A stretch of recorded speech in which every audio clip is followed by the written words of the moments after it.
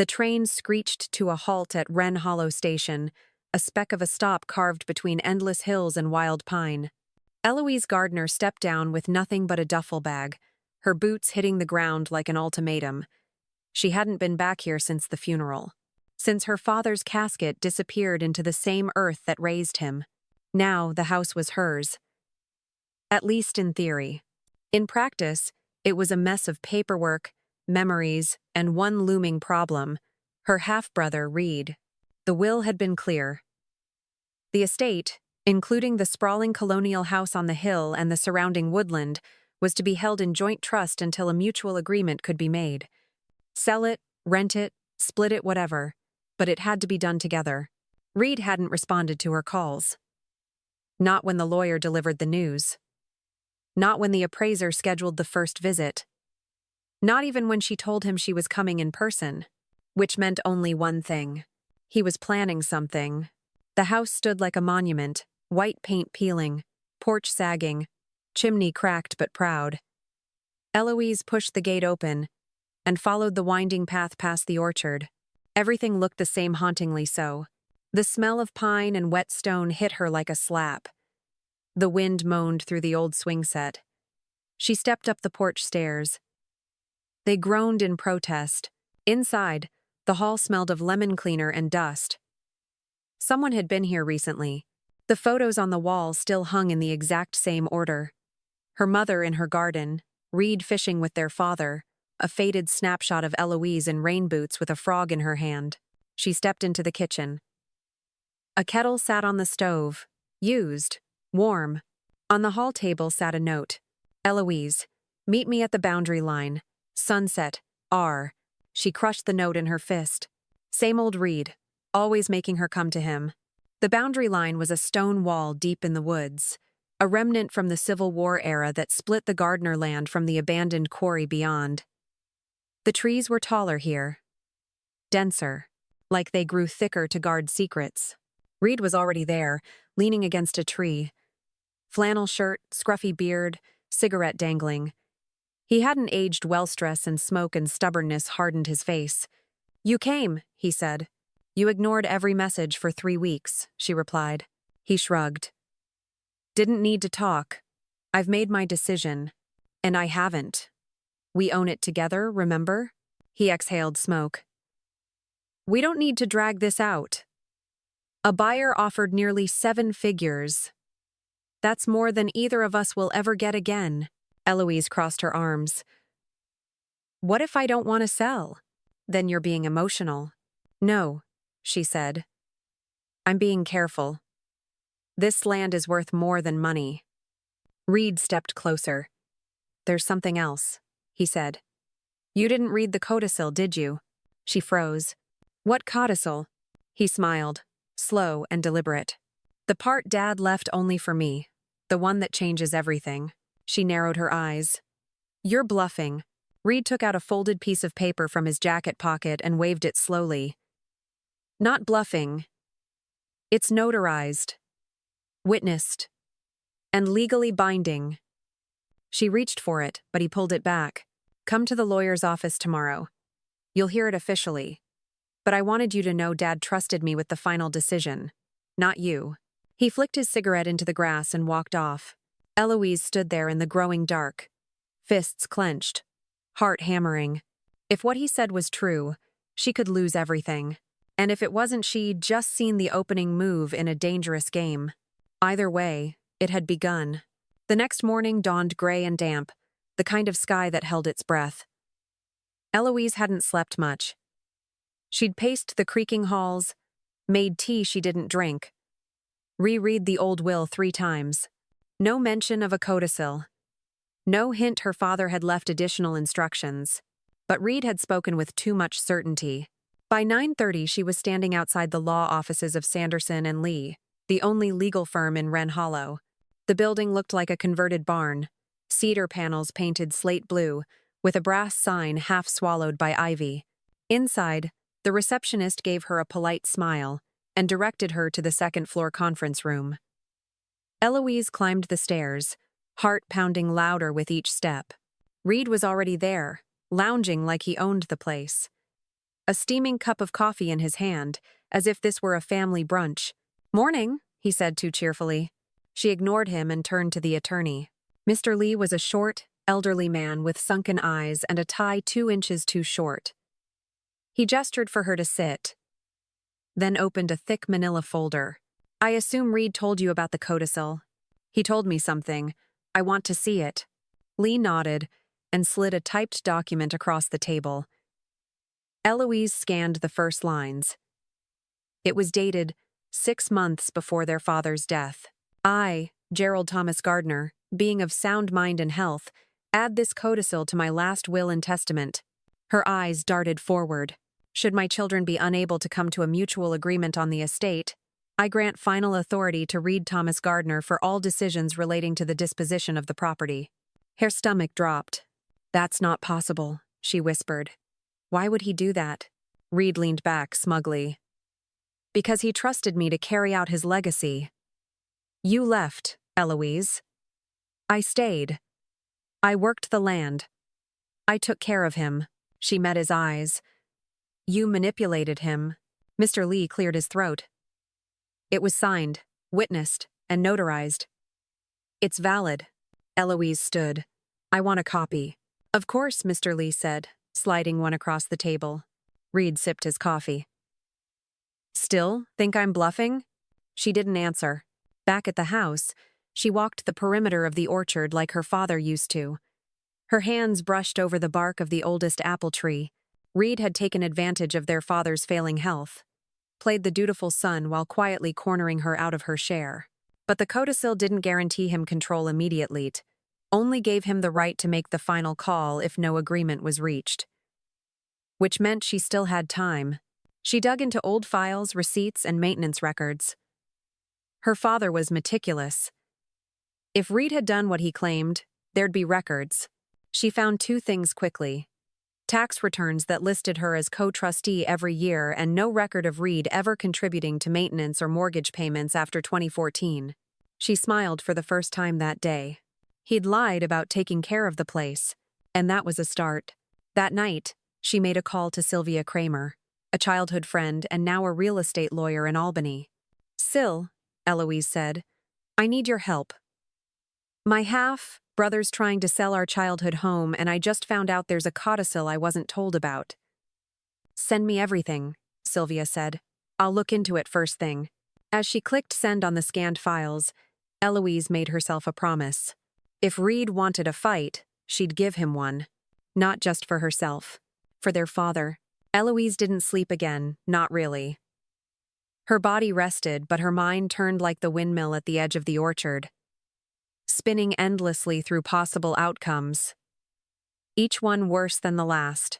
By the time dawn seeped through the gauzy curtains of her old bedroom, she had a plan, or the skeleton of one. Sylvia called just after breakfast. "I went through everything," she said. "The codicil is valid but barely." "What do you mean?" "It gives Reed final authority only if no resolution is reached after 60 days. But that clock doesn't start until both parties officially disagree in writing." Eloise let out a breath. "So we haven't reached that point yet." "Not unless you file something with the court or issue a formal statement refusing to sell." "Then I won't." "Not yet." "Good. That gives us time." Time was precious, and Reed had underestimated her. That afternoon, Eloise met with Sheriff McCreary, a thick-set man with a weathered face and a slow drawl that hid sharp instincts. "I need access to my father's medical records," she said. "I think Reed manipulated him near the end." The sheriff raised a bushy brow. "You think there was coercion?" "I know how my father thought. If he changed the will, something pushed him. Records are sealed, but if you get the attending physician to cooperate, I won't stop you." That led her to Dr. Melinda Calder, the town's aging family doctor. "Your father came in often those last few months," the doctor said, pulling out a thick file. "He was lucid, but tired. More tired than usual. Said he was worried about the orchard." "Did he mention Reed?" "Only that he didn't want to burden him." That was telling. If her father didn't want to burden Reed, why give him control? She pushed. "Did anyone else come with him? Anyone influence his decisions?" Dr. Calder hesitated. then nodded. Once, late November, Reed sat in the corner, silent the whole time. But when your father left the room to get his coat, Reed leaned over and asked me something strange. What? He asked how someone could change a will without needing to go through court. Eloise's stomach turned. Can you write that in a statement? The doctor nodded. If it helps stop something unjust, yes. Eloise emailed the signed statement to Sylvia that night. By morning, her phone buzzed with a new update. Reed just contacted a commercial realtor in Poughkeepsie, Sylvia said. He's setting up a site visit with an investor group. He's moving fast. He can't without my signature. No, but he's acting like he expects to have it, like it's a done deal. That meant he had a strategy. Which meant she needed one too. Eloise drove to the local historical society and dug into land deeds and zoning laws. Wren Hollow had a preservation ordinance, a little-known policy that protected land from commercial development if certain heritage thresholds were met. The Gardner orchard, she learned, had trees planted before 1890. The house itself dated to 1867. If she could prove the land had historical significance, it might delay any commercial transaction. Delay was what she needed. A week later, she called a preservation officer from Albany to tour the grounds. She walked with him through the orchard, pointed to the brass markers her father had left at the oldest trunks, showed him the iron weather vane stamped 1874. This is strong, he said. If you file the application by next week, we can start the review. It'll freeze any development permits until we finish our survey. Do it, she said. When Reed found out, he exploded. He showed up on the porch that evening, boots slamming against the boards. You think you're clever? He spat. Tying it up in red tape so I can't move forward? I think I'm protecting something you don't care about, she replied. He stepped closer. You're stalling. But it won't matter. You're not going to win. Eloise didn't flinch. Number. But I'm going to make sure you lose. Reed's mouth curled into a snarl. Dad gave me the right. You were always too soft for this place. No, she said. I was too respectful to burn it down for a paycheck. He stormed off. Late that night, Eloise stood in her father's study.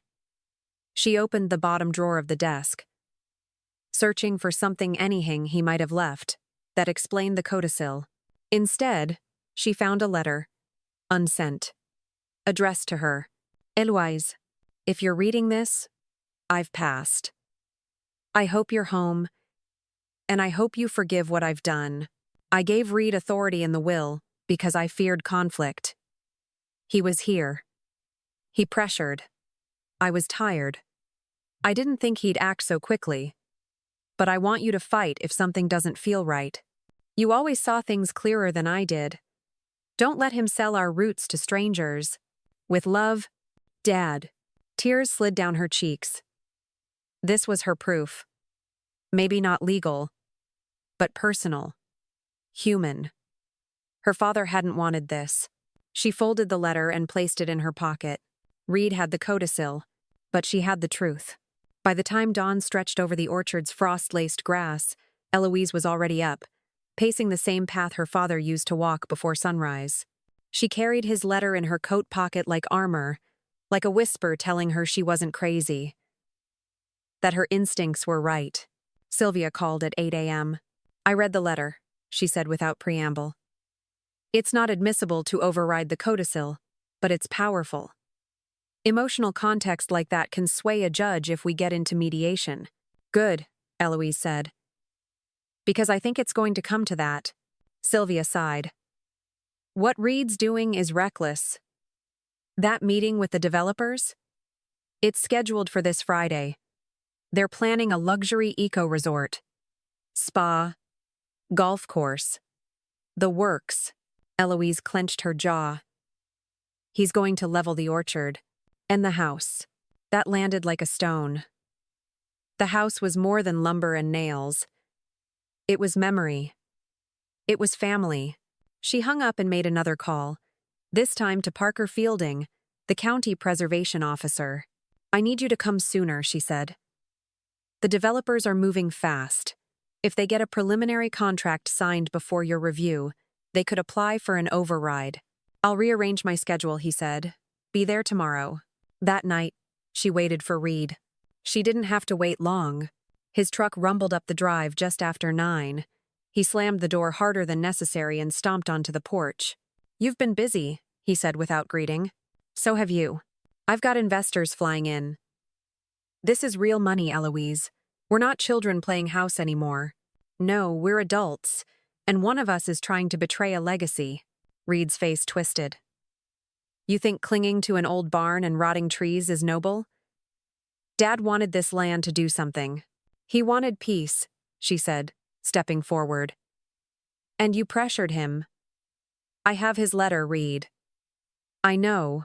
He went pale for half a second, then recovered. A letter won't stop a signed contract.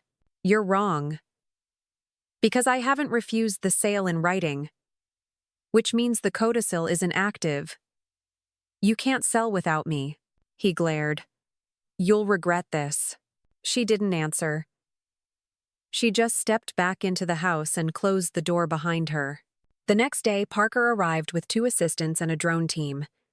Eloise gave them a full tour of the house and orchard. She showed them the family Bible with dates scribbled in the margins, hand-carved initials in the barn door, and the brass plaques her father had made to mark heritage trees. It's all here, Parker said. If this isn't a preservation case, I don't know what is. The team spent 6 hours surveying, taking photos, measuring trees, scanning foundations. When they left, Parker said, I'll rush the paperwork. Should have a preliminary hold by end of week. Friday came. The developers arrived in sleek black cars. Eloise watched them from the attic window as Reed led them down the orchard path, gesturing wide like a man selling a dream. She waited until they reached the central clearing. Then she walked down. Gentlemen, she said, approaching. I'm Eloise Gardner. This estate is under shared trust. Reed doesn't have the authority to negotiate a sale. The tallest man frowned. He said he had legal control. Only in the case of documented dispute. No such dispute has been filed. Another man stepped forward. Our lawyers will want clarification. They'll get it, along with notice of a pending preservation hold. Any deal you make now would be in violation of county ordinance under review. The air changed. One of the developers looked sharply at Reed. You didn't tell us that. Reed was flushed. She's bluffing. We're not, Eloise said. Check with Parker Fielding. He was here yesterday. The tallest man turned to the others. Let's go. We'll revisit when things are clear. They left. Reed stood alone in the field, fists clenched at his sides. Eloise didn't speak. She just turned and walked back to the house. That night, she found Reed in the barn. He was sitting in the old rocking chair their father used to fix tools from. You won today, he said. But this isn't over. I don't want to fight you, Reed. I want to save what's left of him. He looked at her. Tired. Truly tired. I never wanted the house, he said. I wanted out. But when I saw what it was worth, I thought, maybe this could fix everything. My debt. My divorce. Selling this place won't fix you. You have to do that. So what now? We just live here forever? Grow apples and rot in the attic like ghosts? She smiled faintly. Maybe we restore it. Maybe we turn it into something that gives back. A heritage orchard. A retreat. Something real. He didn't answer. But he didn't argue either. When she left the barn, she left the door open, just in case he wanted to walk through it. 3 days passed. The Preservation Board's temporary hold was official now. Reed hadn't spoken a word since the confrontation. Eloise gave him space. Not out of mercy, but because the land needed her more. She spent her days cataloging the property, tree by tree, room by room. The attic yielded old maps drawn by hand, probably by their grandfather. The cellar revealed crates of bottled cider from 3 decades past, dusty but intact. She was preserving more than walls and wood. She was rediscovering a family history Reed had chosen to forget.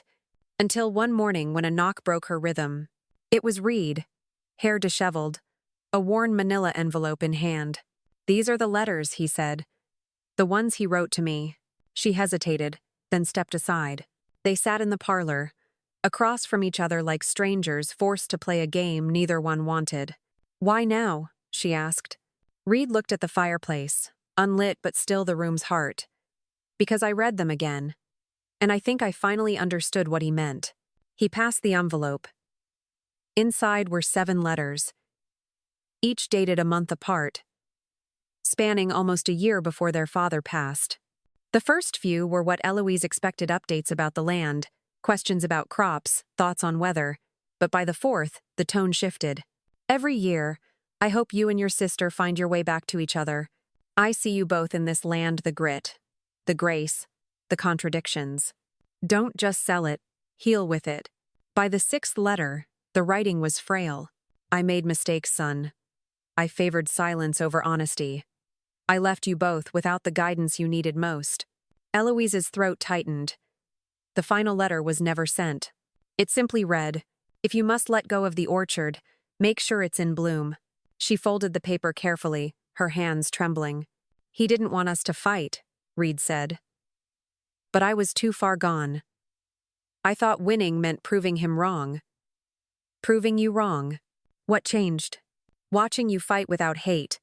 Watching you dig in your heels not to punish me, but to honor him." Eloise said nothing. The letters had done what words never could.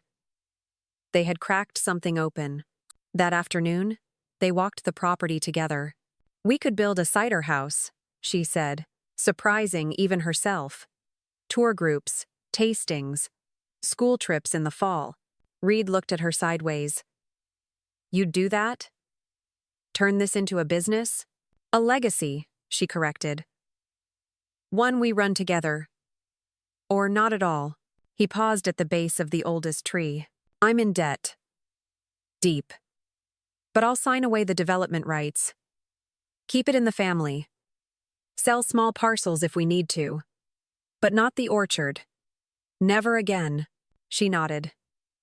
It was enough. That night, they drafted a new agreement. Sylvia reviewed it the next day. "This," she said over speakerphone, "is what mediation was made for. Congratulations, you're acting like grown-ups." They laughed. For the first time in a long time, it wasn't bitter. Eloise climbed the attic ladder that evening with a flashlight and pulled out her father's wooden chest. Inside was an old blueprint for the house, scrawled with annotations. "Add solarium?" And "New porch swing?" She found herself smiling. The house wasn't just a memory, it was a plan. And now, finally, she and Reed were ready to finish it.